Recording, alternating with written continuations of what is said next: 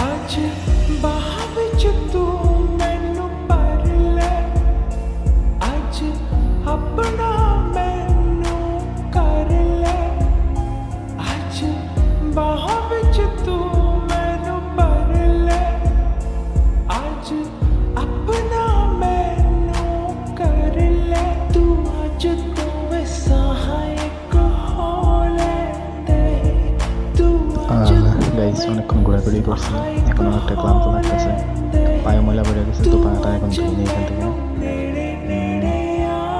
হয়ে গেছে। তো আমরা একটু সামনে যাবো, নৌকা আছে, আপনি নৌকায় উঠবেন। আর এটা হলো আমাদের মাজার আর কি, আমাদের মাদ্রাসা।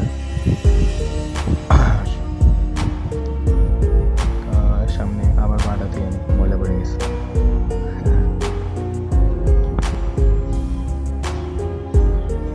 এখন বান হওয়া শেষ, এখন আমরা উপরে উঠবো। তো এটা হলো সিঁড়ি, সামনে সিঁড়ি ওইটা আমরা রঘুনাথপুর ব্রিজে উঠবো।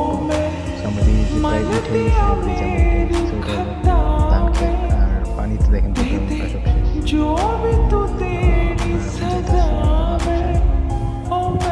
মাদ্রাসা থেকে বাইরে